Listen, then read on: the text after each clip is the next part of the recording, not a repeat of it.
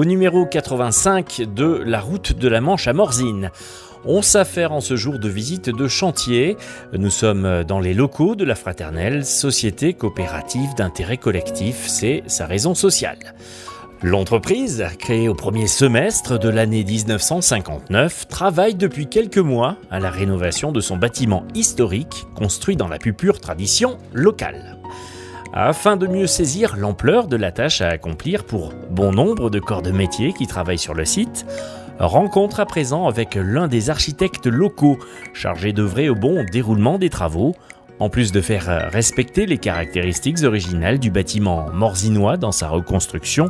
Il nous présente les éléments importants de cette architecture digne d'un savoir-faire historique.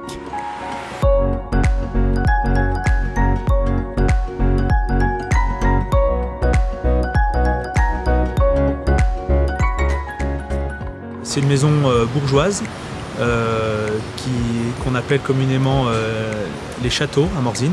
Il y a différents bâtiments encore existants sur ce type, des bâtiments en pierre qui étaient à l'origine enduits, recouverts d'un enduit à la chaux, avec un toit caractéristique à 4 pans, donc à double crope, qu'on appelle aussi toit coupe-feu.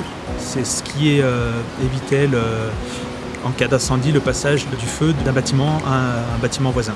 Parce que, en fait le bâtiment est en pierre, donc le feu ne se transmettait pas par les façades, et le toit qui est en bois qui pourrait brûler, recouvert d'ardoise, faisait un peu un contenant de l'incendie. On a aussi une particularité donc du toit, hein. On voit ici beaucoup de chalets donc en bois, vous l'évoquiez à l'instant, mais ce toit vraiment, comme le presbytère en fait, est un toit qui est vraiment très très pentu et avec un angle qui monte très très haut. C'est une charpente particulière peut-être aussi là C'est une typologie de toiture commune sur ces bâtisses bourgeoises. La pente du toit avait aussi un rôle d'évacuer la neige et éviter la surcharge sur la charpente. Alors j'aimerais savoir maintenant qu'est-ce qu'on est en train de faire, parce qu'il y a une révolution qui se passe dans cette maison, même si la façade demeure et même si on garde, je dirais, le contenant, en fait l'intérieur est modifié complètement, c'est-à-dire que là on va faire des grandes salles, on enlève les cloisons. Techniquement parlant, vous pouvez nous en parler, nous dire ce que vous êtes en train de faire? Oui, donc c'est un bâtiment qui est très ancien. On a une trace sur un cadran solaire présent en façade de 1762, donc le bâtiment date à minima de cette époque. Il a eu plusieurs usages, plusieurs vies, donc de nombreuses transformations, plus ou moins soignées.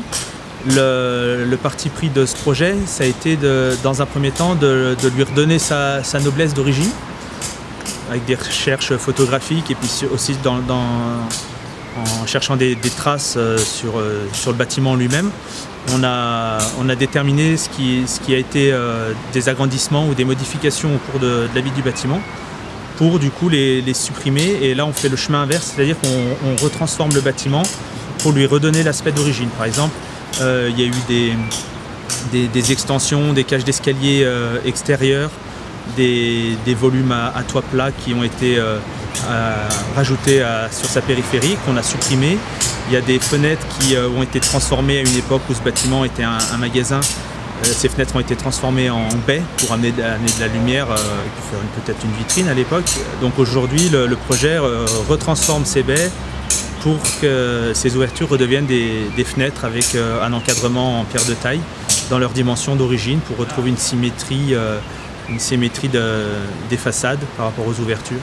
Quelles sont les choses donc difficiles aussi peut-être à mettre en place, ou vous parliez donc à l'instant de fermer une ouverture qui était une baie vitrée pour y remettre une fenêtre? Je pense à la toiture ou à la poutraison. On voit que qu'est-ce que vous allez faire justement pour la garder dans son jus là? Ouais, la toiture qui est vraiment très caractéristique de ce type de bâtisse, voilà, qui est un exemple relativement unique aujourd'hui à Morzine. Le choix a été fait de ne pas du tout la toucher, parce qu'elle a sa valeur patrimoniale d'un savoir-faire très ancien, et donc il a été choisi de ne pas du tout intervenir dessus. Par contre, dans les changements d'ouverture par exemple, la difficulté c'est de travailler sur des murs très anciens construits uniquement en pierre, et donc à la création d'une ouverture, l'intervention amène des travaux supplémentaires, puisque une pierre enlevée amène la chute d'une autre pierre qui amène la chute d'une autre pierre. Donc c'est là que se situe la difficulté dans une rénovation d'un bâtiment aussi âgé.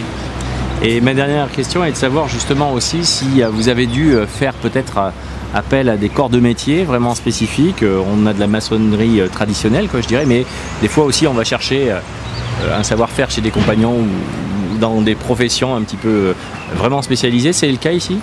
On a la chance d'avoir des artisans de très bonne qualité sur la commune.